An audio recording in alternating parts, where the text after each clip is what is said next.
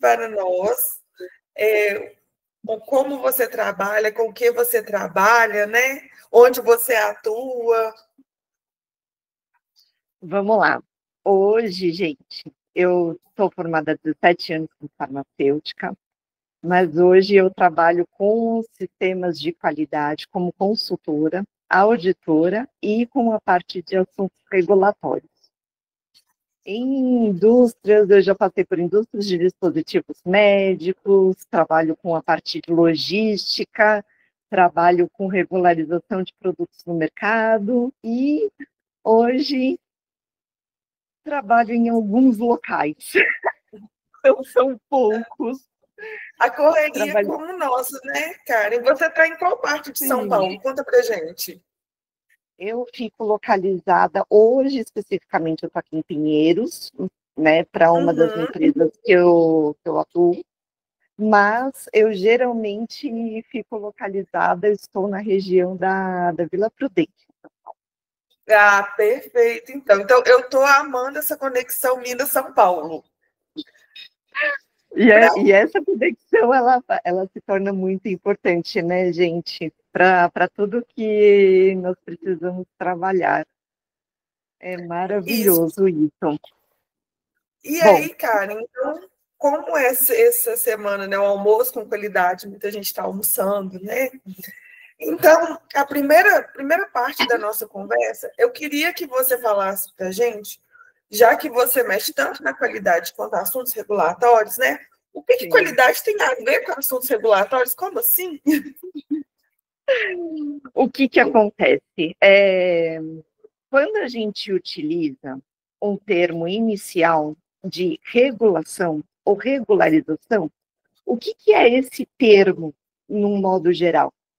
É eu ter uma colocação de ordem ou também eu ter uma demanda a ser regularizada ou regulamentada, seguindo regras, certo? Nesse intuito, hoje, quando a gente fala de um profissional de assuntos regulatórios, tá? Qual que é a sua especialidade? Porque eu como ser humano, eu como pessoa física, eu sou regularizada pelas leis de convívio que eu tenho dentro do país. Eu sou regularizada. Se eu quero dirigir, eu sou regularizada porque eu tenho que seguir as leis de trânsito. E do que a gente está falando que é o profissional de assuntos regulatórios? O profissional de assuntos regulatórios é aquele que auxilia ou dá um suporte a um processo de regularização. E regularização do quê? Pode ser de um projeto, pode ser de uma empresa, pode ser a regularização de um processo, pode ser a regularização de um produto. Então, quando a gente fala do profissional de assuntos regulatórios, ele é extremamente abrangente, no sentido de preciso sempre estar ligado, preciso sempre atuar, porque as regras de um ciclo regulatório, de uma determinada consideração, ela está intrinsecamente envolvida com o próprio funcionamento de uma empresa. E aí, o profissional de assuntos regulatórios, ele tem que ser a ponte que trabalha com informações da qualidade, do controle de qualidade, da garantia da qualidade, com a parte de regulatório, com a parte de RH, com a parte de operação, com a parte de tudo isso envolvido. Então, regulatórios, geralmente, dentro de algumas empresas no ramo da saúde, ela está intrinsecamente ligada à qualidade. Porque sem a qualidade, eu não tenho como regularizar minha empresa perante a vigilância sanitária. A gente sem tem que ter, sistema na de gestão da qualidade, eu não tenho como. Pode falar. A mínima organização, né, que a gente precisa ter para a gente poder trabalhar com isso aí. E aí vem um outro termo que ele é, vamos dizer assim, ele é antigo no mercado, mas as empresas estão falando muito sobre isso. O que o compliance tem a ver com tudo isso também? Porque a gente está falando. Por que eu te peguei para falar esse tema, né? Porque às vezes a gente pensa que a qualidade é muito solta, né? Ela não está tão ligada, e na verdade ela está ligada em tudo. Então, com isso tudo, o que compliance tem a ver com isso? Primeiro, Karen, né? Porque tem gente que às vezes não está familiarizado com o tema. O que é compliance e como ele está ligado nisso tudo? As regras de compliance, num modo geral, bem especificamente, a gente pode falar sobre regras de conduta. E aí a gente volta para um ponto bem básico, muito antigo, inclusive utilizado na qualidade, que é o chá. Conhecimento, habilidade, atitudes. Então, eu tenho não um é esse chá, compliance. não, viu, gente? Não é esse chá, é verdade. Se eu tenho, então, uma definição do termo de tenho conhecimento referente àquela área, tenho uma habilidade para lidar com ela, e as atitudes, elas têm que ser adequadas, um posicionamento, dependendo do caso, ele é necessário. Então, as atitudes que eu tomo com compliance, até que ponto coloca em risco, se eu não tiver uma regra de conduta adequada, coloca em risco o meu produto, o meu processo, a minha empresa, o meu negócio. Então, as atitudes... Isso é muito importante a gente pensar, porque muitas empresas, elas inclusive nem implementam o básico para você ficar um código de conduta, né? Então, por isso que é tão importante a gente falar disso também dentro da qualidade, correto? Correto. E aí, eu tenho um termo que ali a gente considera que a questão do compliance é até que ponto eu falar algo, ou dizer algo, ou algo acontecer, que isso vai impactar lá na frente, numa perda gigantesca. As regras, então, de compliance, elas servem principalmente para aqueles dentro da empresa, para não tomarem atitudes que prejudicam toda ela. Porque é um ponto que eu falo bastante. Gente, vocês estão me escutando? Voltou. Mas, assim, Voltou. Se eu tenho, então, um termo, se eu vou dar um exemplo. A Karen, mulher à noite, resolveu tomar a atitude de assistir uma série na Netflix.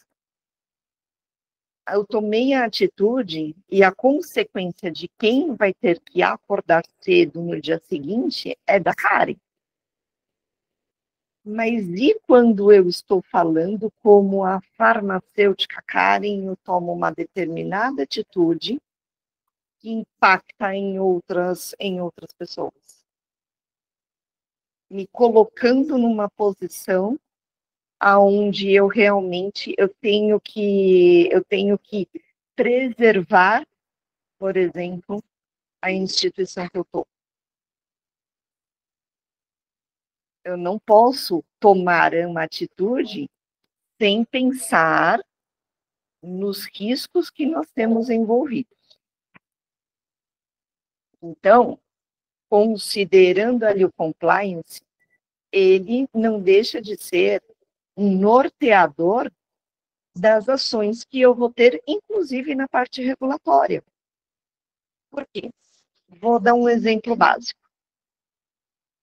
Entrou um empresário em contato comigo para eu fazer uma regularização de um produto. Ele fez toda a demanda e me mandou, inclusive, documentos confidenciais. Se eu divulgo isso para o concorrente dele, que tem muita grana e consegue acelerar o processo daquele produto? Você concorda que isso vai prejudicar o meu cliente? Eu super concordo, e é uma das coisas que eu sempre falo com meus clientes. E isso, Karen, eu faço questão, né? Hoje eu não assino um contrato só. Hoje eu faço 2 contratos.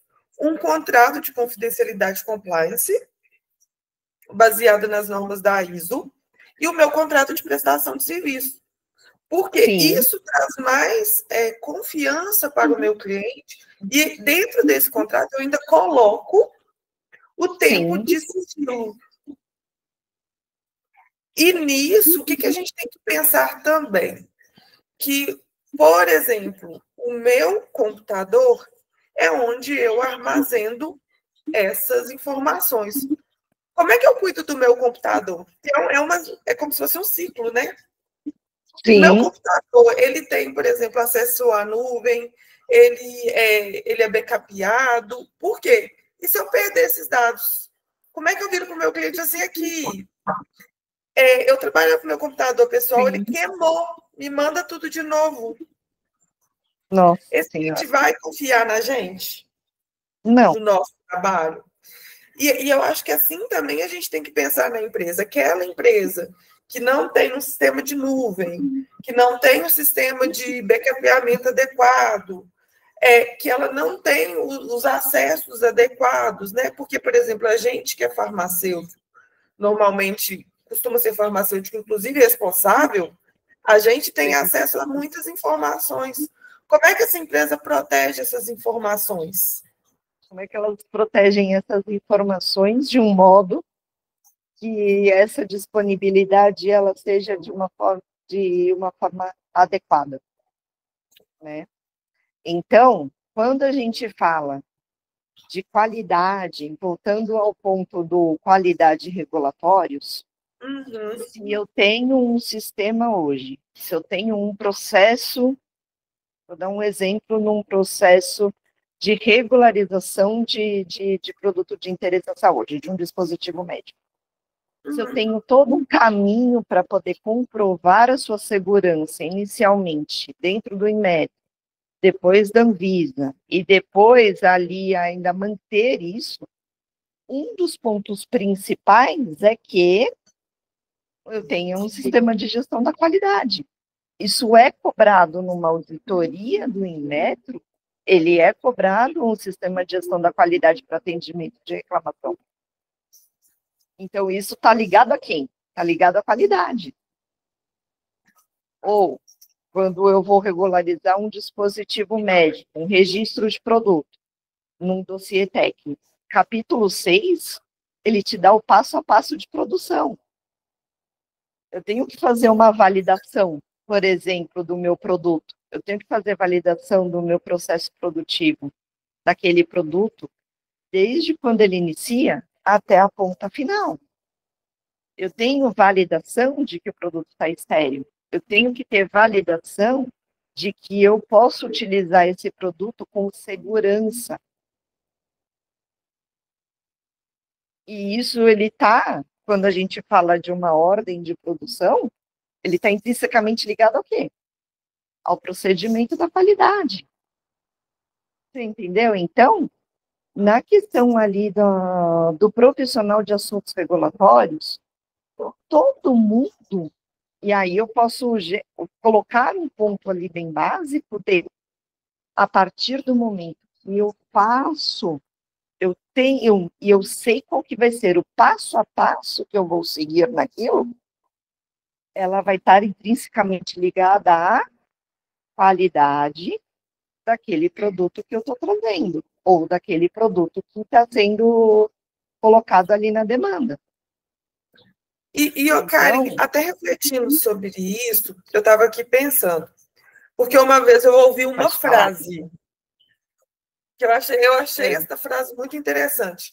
Farmacêutico da drogaria não trabalha com assuntos regulatórios. Hã? Eu ouvi essa frase. Desculpa, gente. Eu ouvi essa frase. Farmacêutico e drogaria não trabalha com assuntos regulatórios. Então, o farmacêutico da drogaria não sabe o que é uma legislação. Farmacêutico de drogaria não tem procedimento para lavagem das mãos, não tem procedimento de controle de estoque. Farmacêutico de drogaria não trabalha com renovação de receita sanitária? Foi isso que eu tentei explicar. Aí o pessoal, não, mas a gente só está no balcão. E não é assim. Ele é o responsável técnico. Meu Deus do céu. A gente é regulamentado pelo Conselho, a gente é regulamentado pela Vigilância Sanitária, a gente é regulamentado pela Anvisa.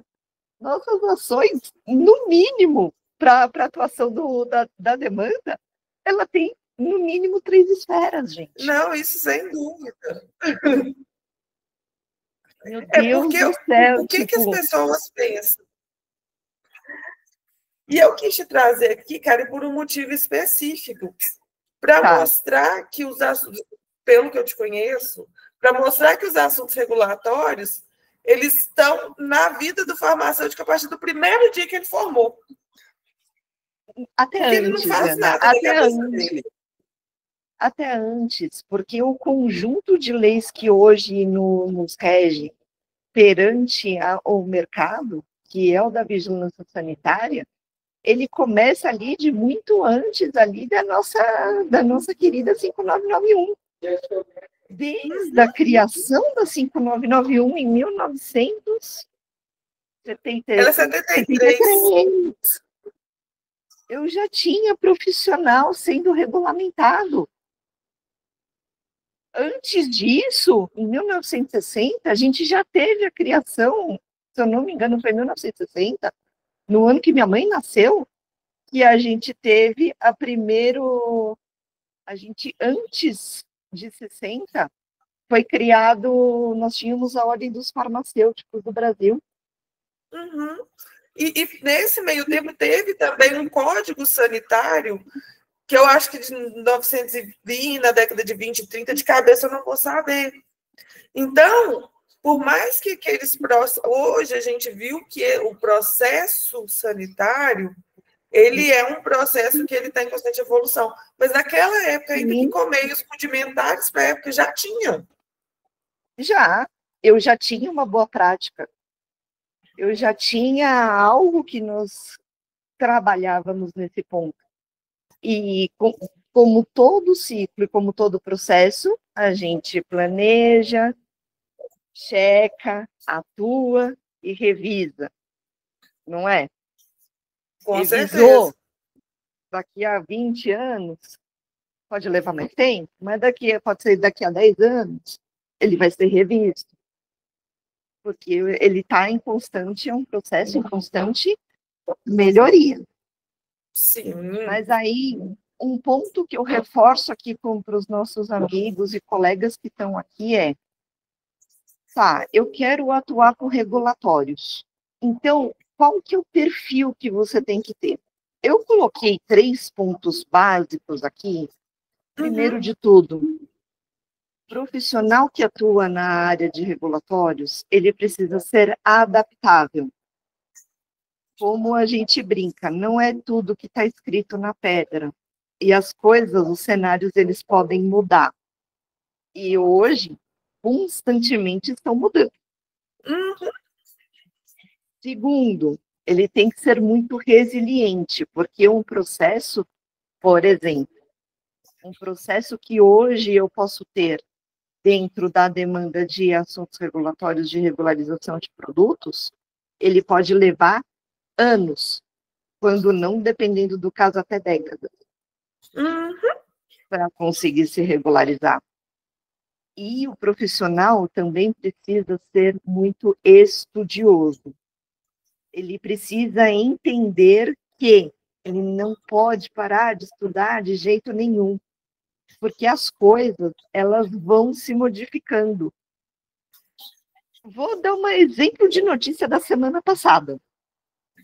Todo mundo conhece todas as soluções salinas, até então era regularizada como medicamento. De repente, agora, o que nós temos? A Virou produto da saúde. Vai ser feita como dispositivo médico. E aí vem a consideração. Se ele tem a indicação de uso, que é um ponto que eu falo ali para todo mundo, se a indicação de uso dele é fazer uma absorção na cavidade nasal, aquela medicação na cavidade nasal, é uma coisa, ele continua sendo medicamento. Mas se a ação dele é simplesmente uma ação mecânica de auxiliar na fluidificação para a eliminação do que está dentro da cavidade, ele vai trabalhar como dispositivo. Um outro exemplo que eu gosto muito de dar também, que às vezes eu falo para as pessoas, nossa, quando a gente vai fazer um preenchimento, né, na estética, sim, os preenchedores, os bioestimuladores de colágeno, eles são dispositivos médicos. certo. Aí eu gosto de brincar, falando assim, não, a classe de dispositivos médicos, ela enquadra desde um band-aid até um equipamento de ressonância magnética. O que vai mudar é o risco. Então, o que vai mudar é o risco para o paciente, sim. O que a pessoa pensa? Como está dentro de os preenchedores, né? Como está dentro de uma seringa e é injetável? É medicamento. Como é que a gente sabe que não é? A gente tem que entender o processo do produto, a gente tem que entender o que aquele produto faz. Não é simplesmente falar assim, é medicamento. Por isso é tão importante a gente estar atento às agendas regulatórias, que a Karen sabe, Karen trabalha na área de cannabis, e a gente está doido para sair a regulamentação da cannabis, está vencida. Será que a gente ganha de presente de Natal, Karen? É uma ótima pergunta. Eu não sei te dizer, Ana, se a gente ganha de presente de Natal, mas eu já estava nas reuniões que eu faço ali, em algumas reuniões paralelas dentro do GTT de Logística do Conselho, eu estava falando, ano que vem a gente já está com 3 tópicos já para discutir. A atualização que já foi falada, que vai sair da RDC 81 de 2008, que é a que fala de importação de bens e produtos sujeitos à vigilância sanitária, ela vai mudar.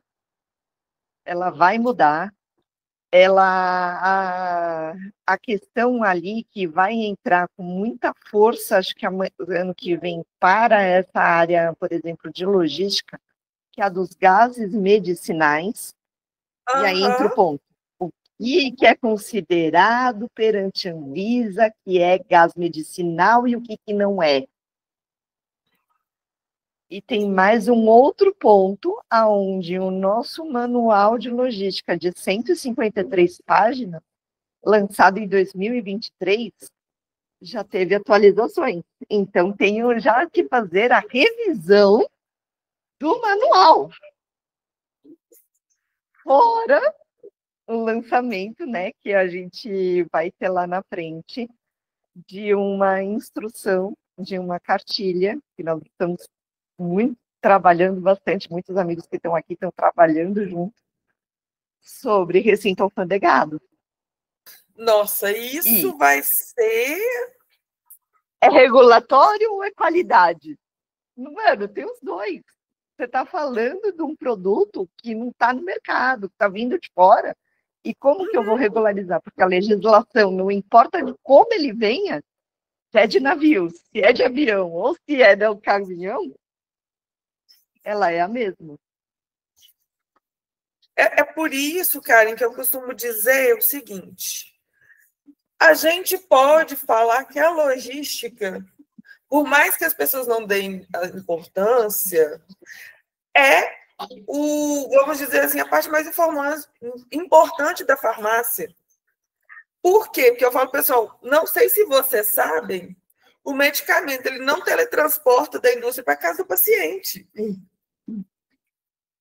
Ou Aí, ele é criado dentro daqueles tubinhos, né? Que nem antigamente a gente via nos desenhos. É um medicamento, ele isso, coloca lá qualquer fórmula, ele cria lá o produto, sai e eu só tomo. isso Não é? mesmo. E aí eu falo com as pessoas assim, gente, olha para você ver. A gente sabe que a área da estética é uma área que está crescendo dia a dia. Sim. Mas se não houver um armazenamento adequado daqueles produtos, o profissional ele vai ter um resultado positivo, um resultado desejado? Não. Ah, mas aquele profissional Porque está armazena. comprometendo a segurança e a eficácia do produto, se ele não tiver adequado. Isso, não, e o distribuidor não armazena. Então acontece tanta coisa, tanto que ontem, né, eu tive a oportunidade de levar o Leandro, né, que esteve comigo ontem, é um cliente meu, que ele é um cliente que ele virou modelo em Belo Horizonte, de tão bem feito que o processo dele é feito. Para você ter ideia, ele armazena a toxina dele em câmaras que armazenam vacinas e elas têm autonomia de 72 horas. Se acabar a luz. Isso. Olha aí E, o plano de contingência para queda de energia. perfeito. Não, e outra coisa, deu qualquer problema na câmara, ela liga para 9 números. A saída Graças a dele, Deus. sim, a saída dele, por exemplo, se você for lá, bipou a nota, bipou o produto, pôs no coletor de dados, se você pôr um produto no coletor de dados incorreto, ele não vai, o coletor não vai aceitar. O coletor vai falar que o produto está errado. Então, e esse foi um cliente que eu tenho orgulho de dizer, ele saiu de uma quase interdição para isso. Então, olha que bacana. Espetacular. Não, Karen, eu tô vendo, nossa conversa é tão maravilhosa. Só que, assim, eu sou quase britânica, né? Como diz o meu amigo Leandro. A gente está encerrando, mas, assim, depois eu quero conversar mais com você. Eu acho que todo mundo aqui quer conversar com você. A gente quer mais. Eu estou à disposição aqui para a gente poder falar, se precisar, me comunicar aqui. Pode, estou à disposição. Você tem meu telefone, alguns colegas aqui também têm, pode entrar em contato. E aí, se você me permitir, hoje eu estou lançando, hoje não especificamente, mas agora esse mês eu estou lançando o meu site. Chama Cotos Educ. Então, se vocês quiserem dar uma acompanhadinha dentro do processo ali, fica à vontade para poder ir lá visualizar. Depois você escreve para a gente, que eu vou passar para todo mundo, Tá, ir lá te seguir, lá ver tudo que você faz de maravilhoso. Gente, isso aqui foi só uma amostrinha, assim, ó, do quão maravilhosa a Karen é. Foi coisa assim, pouquinha, porque ela, assim, meu Deus. eu Muito sou obrigada, Ana. Obrigada com mesmo. ela, assim, é uma pessoa maravilhosa, sabe? Então, assim, Karen, muito obrigado por essa disponibilidade, por estar aqui conosco, entendeu? Disponibilidade por permitir que esta conversa, esse bate-papo tão bacana, fique para a posteridade, né? Que eu vou colocar no meu YouTube, viu, gente? Vai estar disponível no meu YouTube, só que a partir de amanhã. Porque quem perdeu hoje vai ter um gostinho de quero mais só para amanhã. Convidado. Né? E é então, isso, Ana. Muito obrigado, fiquem com Deus e precisando, estamos à disposição. Quando vier a Minas, principalmente em Belo Horizonte, você é minha convidada. Tá Combinado. Bom? Eu te aviso. Beijo, gente. Tchau, tchau. Tchau.